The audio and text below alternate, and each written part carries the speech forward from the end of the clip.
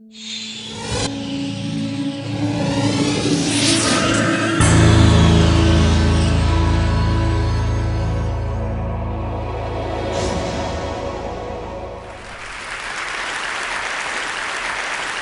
a great honor to be here with you. The good news is I'm very aware of my responsibilities to get you out of here because I'm the only thing standing between you and the bar. And the good news is I don't have a prepared speech. I have a box of slides of some pictures that represent my life and what I do for a living. I've learned through experience that people remember pictures long after they've forgotten words. And so I hope you'll remember some of the pictures I'm going to share with you for just a few minutes. The whole story really starts with me as a high school kid in Pittsburgh, Pennsylvania, in a tough neighborhood that everybody gave up on for dead. And on a Wednesday afternoon, I was walking down the corridor of my high school, kind of minding my own business. And there was this artist, teacher, who made a great big old ceramic vessel. And I happened to be looking in the door of the art room, and if you've ever seen clay done, it's magic. And I had never seen anything like that before in my life. So I walked into the art room and I said, "What is that?" And he said, "Ceramics, and who are you?" And I said, "I'm Bill Strickland, I want you to teach me that." And he said, "Well, get your homeroom teacher to sign a piece of paper that says you can come here and I'll teach it to you." And so for the remaining 2 years of my high school, I cut all my classes. But I had the presence of mind to give the teachers classes that I cut, the pottery that I made. And they gave me passing grades, and that's how I got out of high school. And Mr. Ross said, "You're too smart to die, and I don't want it on my conscience. I'm leaving this school and I'm taking you with me." And he drove me out to the University of Pittsburgh, where I filled out a college application and got in on probation. Well, I'm now a trustee of the university, and at my installation ceremony, I said, "I'm the guy who came from the neighborhood, who got into the place on probation. Don't give up on the poor kids, because you never know what's going to happen to those children in life." What I'm going to show you for a couple minutes is a facility that I built in the toughest neighborhood in Pittsburgh with the highest crime rate. One is called Bidwell Training Center. It is a vocational school for ex-steel workers and single parents and welfare mothers. Remember we used to make steel in Pittsburgh? Well, we don't make any steel anymore, and the people who used to make the steel are having a very tough time of it. And I rebuild them and give them a new life. And Manchester Craftsmen's Guild is named after my neighborhood. And I was adopted by the Bishop of the Episcopal Diocese during the riots, and he donated a row house, and in that row house I started Manchester Craftsmen's Guild. And I learned very quickly that wherever there are Episcopalians, there's money in very close proximity. And the bishop adopted me as his kid, and last year I spoke at his memorial service and wished him well in this life.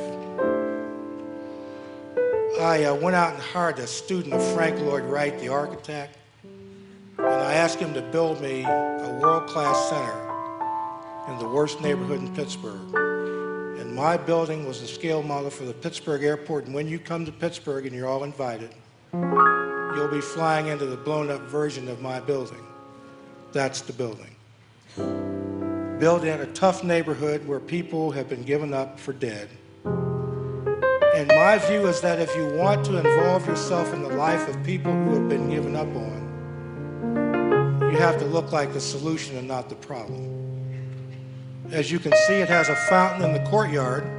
And the reason it has a fountain in the courtyard is I wanted one, and I had the checkbook, so I bought one and put it there.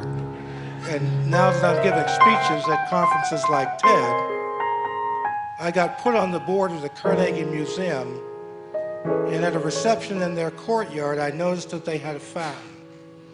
because they think that the people who go to the museum deserve a fountain. Well, I think that welfare mothers and at-risk kids and ex-steel workers deserve a fountain in their life. And so the first thing that you see in my center in the springtime is water that greets you. Water is life, and water is human possibility. And it sets an attitude and an expectation about how you feel about people before you ever give them a speech. So from that fountain, I built this building. As you can see, it has world-class art, and it's all my taste because I raised all the money. I said to my board, when you raise the money, we'll put your taste on the wall. But we have quilts and clay and calligraphy, and everywhere your eye turns, there's something beautiful looking back at you. That's deliberate.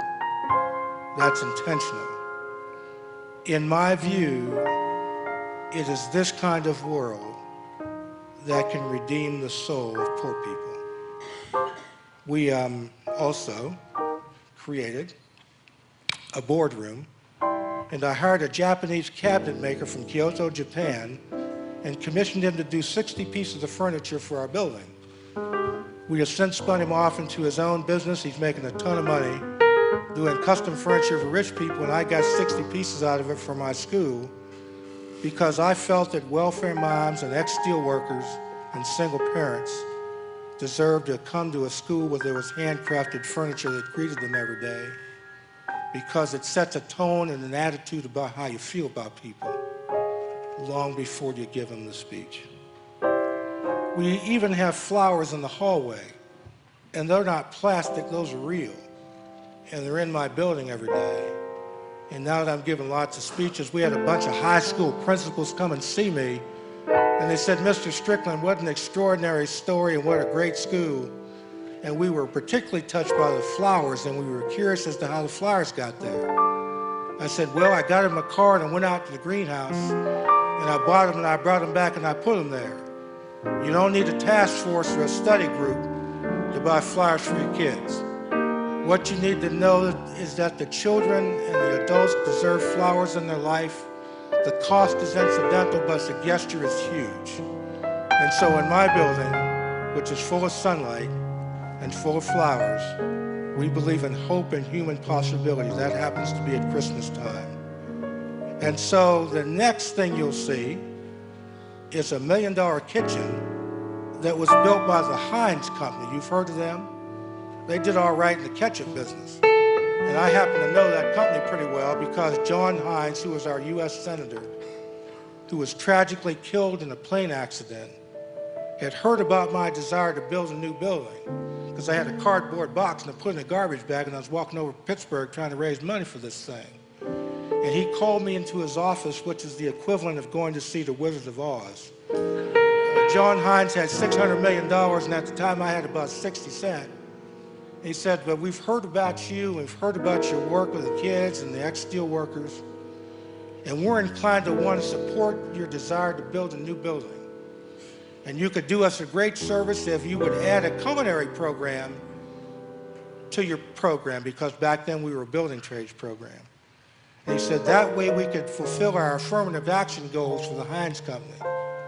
And said, Senator, I'm reluctant to go into a field that I don't know much about, but I promise you that if you'll support my school, I'll get it built. In a couple years, I'll come back and we'll add that program that you desire.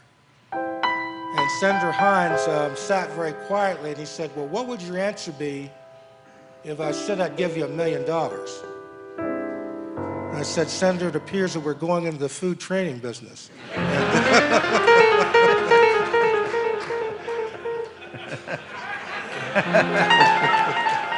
And John Heinz did give me $1 million, and most importantly, he loaned me the head of research for the Heinz Company, and we kind of borrowed the curriculum from the Culinary Institute of America, which in their mind is kind of the Harvard of cooking schools.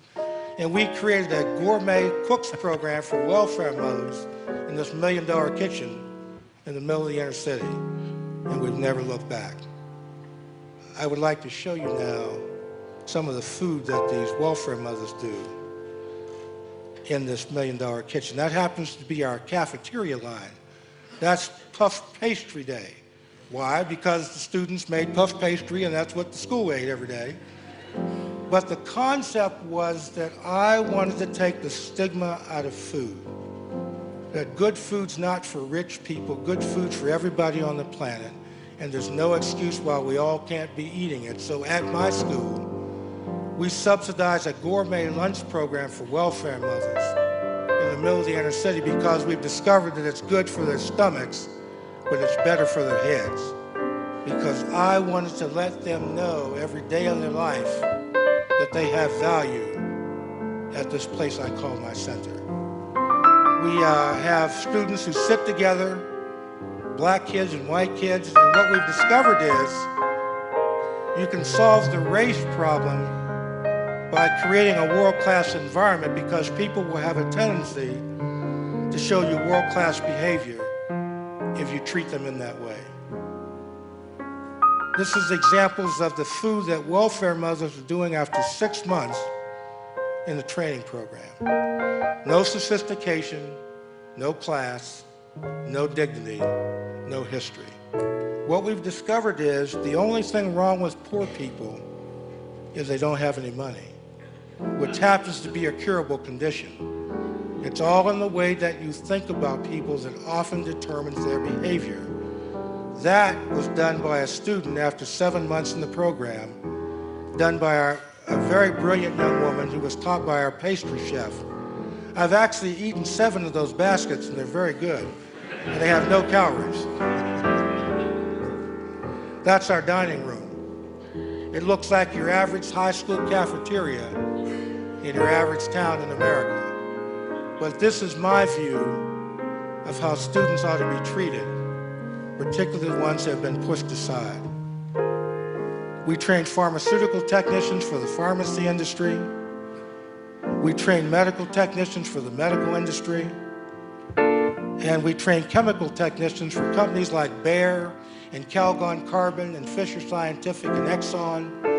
And I will guarantee you that if you come to my center in Pittsburgh, and you're all invited, you'll see welfare mothers doing analytical chemistry with logarithmic calculators 10 months from enrollment in the program. There is absolutely no reason why poor people can't learn world-class technology. What we've discovered is you have to give them flowers and sunlight and food and expectations and Herbie's music, and you can cure spiritual cancer every time. We train corporate travel agents for the travel industry. We even teach people how to read. The kid with the red stripe was in the program 2 years ago. He's now an instructor. And I have children with high school diplomas that they can't read. And so you must ask yourself the question, how is it possible in the 21st century that we graduate children from schools who can't read the diplomas that they have in their hands? The reason is that the system gets reimbursed for the kids who they spit out the other end, not the children who read. I can take these children and in 20 weeks demonstrated aptitude, I can get them high school equivalent. No big deal. That's our library with more handcrafted furniture. And this is the arts program I started in 1968. Remember, I'm the black kid from the 60s who got his life saved with ceramics? Well, I went out and decided to reproduce my experience with other kids in the neighborhood. The theory being, if you get kids flowers and you give them food and you give them sunshine and enthusiasm, you can bring them right back to life. I have 400 kids from the Pittsburgh public school system that come to me every day of the week for arts education, and these are children who are flunking out of public school. And last year I put 88% of those kids in college, and I've averaged over 80% for 15 years. We've made a fascinating discovery. There's nothing wrong with the kids. That affection and sunshine and food and enthusiasm and Herbie's music can't cure. For that, I won a big old plaque. Man of the Year in Education. I beat out all the PhDs. because I figured that if you treat children like human beings, it increases the likelihood they're going to behave that way. And why we can't institute that policy in every school and in every city and every town remains a mystery to me. Let me show you what these people do. We have ceramics and photography and computer imaging. And these are all kids with no artistic ability, no talent, no imagination. And we bring in the world's greatest artists. Gordon Parks has been there. Chester Higgins has been there. And what we've learned is that the children will become like the people who teach them. In fact, I brought in a mosaic artist from the Vatican, an African-American woman who had studied the old Vatican mosaic techniques. And let me show you what they did with the work. These were children who the whole world had given up on, who were flunking out of public school, and that's what they're capable of doing, with affection and sunlight and food and good music and confidence. We teach photography, and this is examples of some of the kids' work. That boy won a 4-year scholarship on the strength of that photograph. This is our gallery. We have a world-class gallery because we believe that poor kids need a world-class gallery. So I designed this thing. We have smoked salmon at the art openings. We have a formal printed invitation. And I even have figured out a way to get their parents to come. I couldn't buy a parent 15 years ago, so I hired a guy who got off into Jesus big time. He was dragging guys out of bars and saving their lives for the Lord. And I said, Bill, I want to hire you, man. You have to tone down the Jesus stuff a little bit, but keep the enthusiasm. I can't get these parents to come to the school. And he said, I'll get them to come to the school. So he jumped in the van and went to Miss Jones's house and said, Miss Jones, I knew you wanted to come to your kid's art opening, but you probably didn't have a ride. So I came to give you a ride. And he got 10 parents and then 20 parents. The last show that we did, 200 parents showed up, and we didn't pick up one parent. Because now it's become socially not acceptable not to show up to support your children at the Manchester Craftsman's Guild because people think you're a bad parent. And there is no statistical difference between the white parents and the black parents. Mothers will go where their children are being celebrated. Every time, every town, every city. I wanted you to see this gallery because it's as good as it gets. And by the time I cut these kids loose from high school, they've got 4 shows on their resume before they apply to college because it's all up here. You have to change the way that people see themselves before you can change their behavior. And it's worked out pretty good up to this date. I even stuck another room on the building, which I'd like to show you. This is brand new. We just got the slide done in time for the TED conference. I gave this little slideshow at a place called the Silicon Valley, and I did all right. And the woman came out of the audience. She said, that was a great story, and I was very impressed with your presentation. My only criticism is your computers are getting a little bit old. And I said, well, what do you do for a living? She said, well, I work for a company called Hewlett-Packard. And I said, you're in the computer business, is that right? She said, yes, sir. And I said, well, there's an easy solution to that problem. Well, I'm very pleased to announce to you that HP and a furniture company called Steelcase have adopted us as a demonstration model for all of their technology and all of their furniture for the United States of America. And that's the room that's initiating the relationship. We got it just done in time to show you. So it's kind of the world debut of our digital imaging center.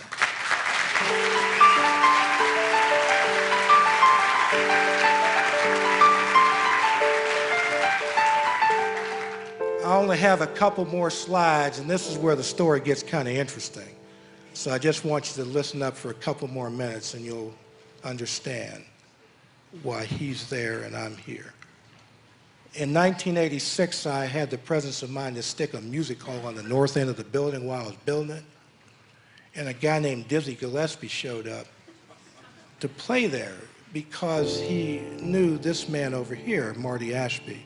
And I stood on that stage with Dizzy Gillespie on sound check on a Wednesday afternoon, and I said, Dizzy, why would you come to a black-run center in the middle of an industrial park with a high crime rate that doesn't even have a reputation in music? He said, because I heard you built the center and I didn't believe that you did it. And I wanted to see for myself, and now that I have, I want to give you a gift. And I said, you're the gift. He said, no, sir, you're the gift. And I'm going to allow you to record the concert, and I'm going to give you the music. And if you ever choose to sell it, you must sign an agreement that says the money will come back and support the school. And I recorded Dizzy, and he died a year later. But not before telling a fellow named McCoy Tyner what we were doing. And he showed up and said, Dizzy, talking about you all over the country, man, and I want to help you. Then a guy named Wynton Marsalis showed up. Then a bass player named Ray Brown, and a fellow named Stanley Turrentine, and a piano player named Herbie Hancock, and a band called the Count Basie Orchestra, and a fellow named Tito Puente, and a guy named Gary Burton, and Shirley Horn, and Betty Carter, and Dakota Staten, and Nancy Wilson. All have come to this center in the middle of an industrial park to sold-out audiences in the middle of the inner city. And I'm very pleased to tell you that with their permission, I have now accumulated 600 recordings of the greatest artists in the world, including Joe Williams, who died, but not before his last recording was done at my school. And Joe Williams came up to me and he put his hand on my shoulder and he said, God's picked you, man, to do this work. And I want my music to be with you. And that worked out all right. When the Basie band came, the band got so excited about the school, they voted to give me the rights to the music. And I recorded it, and we won something called a Grammy. And like a fool, I didn't go to the ceremony because I didn't think we were going to win. Well, we did win, and our name was literally in lights over Madison Square Garden. Then the UN Jazz Orchestra dropped by, and we recorded them and got nominated for a second Grammy back to back. So we've become one of the hot young jazz recording studios in the United States of America. In the middle of the inner city with a high crime rate. That's the place all filled up with Republicans.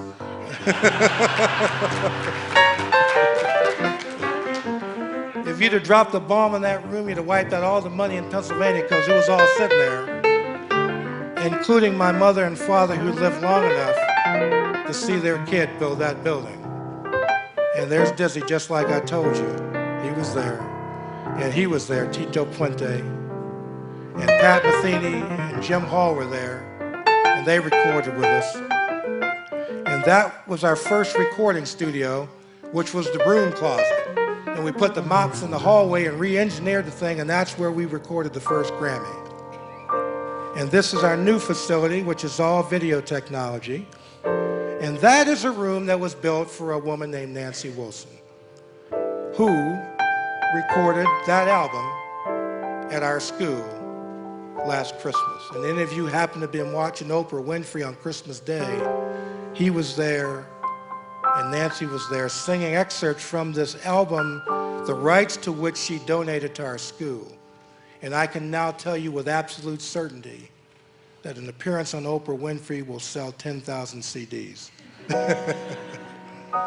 We are currently number 4 on the Billboard charts, right behind Tony Bennett. And I think we're going to be fine. This was burned out during the riots. This is next to my building. And so I had another cardboard box built, and I walked back out in the streets again. And that's the building, and that's the model, And on the right's a high-tech greenhouse, and in the middle is a medical technology building. And I'm very pleased to tell you that the building's done. It's also full of anchor tenants at $20 a foot triple net in the middle of the inner city. And there's the fountain. Every building has a fountain. And the University of Pittsburgh Medical Center are our anchor tenants, and they took half the building, and we now train medical technicians for all their system. And Mellon Bank's a tenant, and I love them because they pay the rent on time. And as the result of the association, I'm now a director of the Mellon Financial Corporation that bought Dreyfus. And this is in the process of being built as we speak. Multiply that picture times 4, and you will see the greenhouse that's going to open in October this year, because we're going to grow those flowers in the middle of the inner city. And we're going to have high school kids growing Phalaenopsis orchids in the middle of the inner city. And we have a handshake with one of the large retail grocers to sell our orchids in all 240 stores in 6 states. And our partners at Zuma Canyon Orchids of Malibu, California, who are Hispanic. So the Hispanics and the black folks have formed a partnership to grow high technology orchids in the middle of the inner city. And I told my United States Senator that there was a very high probability that if he could find some funding for this, we would become a left-hand column in the Wall Street Journal, to which he readily agreed, and we got the funding and we opened in the fall. And you ought to come see it. It's going to be a hell of a story. And this is what I want to do when I grow up. The brown building is the one you guys have been looking at, and I'll tell you where I made my big mistake. I had a chance to buy this whole industrial park, which is less than 1,000 feet from the riverfront, for $4 million, and I didn't do it. And I built the first building, and guess what happened? I appreciated the real estate values beyond everybody's expectations. And the owners of the park turned me down for $8 million last year and said, Mr. Strickland, you ought to get the Civic Leader of the Year award because you've appreciated our property values beyond our wildest expectations. Thank you very much for that. The moral of the story is you must be prepared to act on your dreams just in case they do come true. And finally, there's this picture. This is in a place called San Francisco. And the reason this picture's in here is I did this slideshow a couple years ago at a big economic summit, and there was a fella in the audience who came up to me and he said, man, that's a great story. I want one of those. I said, well, I'm very flattered. What do you do for a living? He says, I run the city of San Francisco. My name's Willie Brown. And so I kind of accepted the flattery and the praise and put it out of my mind. And that weekend I was going back home, and Herbie Hancock was playing our center that night, first time I'd met him. And he walked in and he says, what is this? And I said, Herbie, this is my concept of a training center for poor people. And he said, as God is my witness, I've had a center like this in my mind for 25 years and you've built it. Now I really want to build one.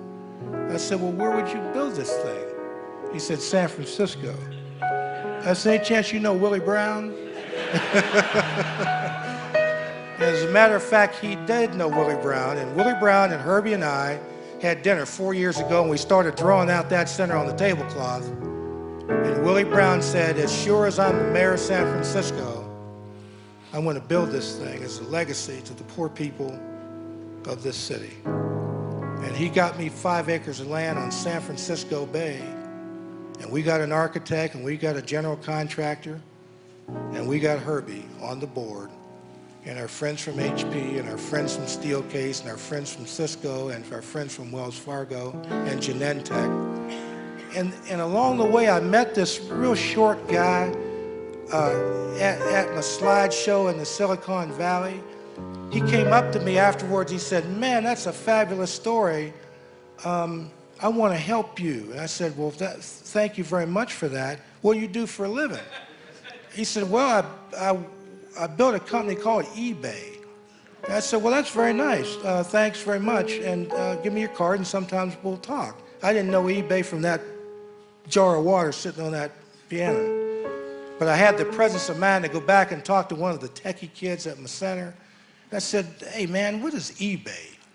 He said, well, that's the Electronic Commerce Network. I said, well, I met the guy who built the thing. And he left me his card. So I called him up on the phone and I said, Mr. Skull, I've come to have a much deeper appreciation of who you are.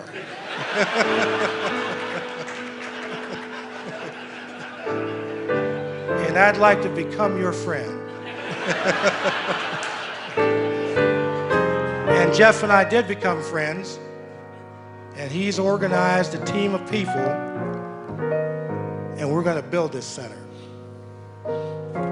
And I went down into the neighborhood called Bayview Hunters Point, and I said, the mayor sent me down here to work with you, and I want to build a center with you, but I'm not going to build you anything if you don't want it. And all I got's a box of slides. And so I stood up in front of 200 very angry, very disappointed people on a summer night, and the air conditioner had broken, and it was 100 degrees outside. And I started showing these pictures, and after about 10 pictures, they all settled down, and I ran the story, and I said, what do you think? And in the back of the room, a woman stood up and she said, in 35 years and living in this godforsaken place, you're the only person that's come down here and treated us with dignity. I'm going with you, man. And she turned that audience around on a pin. And I promised these people that I was going to build this thing, and we're going to build it all right. And I think we can get in the ground this year as the first replication of the center in Pittsburgh. But I met a guy named Quincy Jones along the way.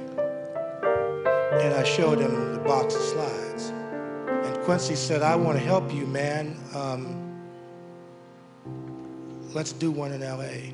And so he's assembled a group of people, and I've fallen in love with him, as I have with Herbie, and with this music. And Quincy said, where did the idea for centers like this come from? And I said, it came from your music, man. Because Mr. Ross used to bring in your albums when I was 16 years old in the pottery class, when the world was all dark, and your music got me to the sunlight. And I said, if I can follow that music, I'll get out into the sunlight, and I'll be okay. And if that's not true, how'd I get here? I want you all to know that I think the world is a place that's worth living. I believe in you. I believe in your hopes and your dreams.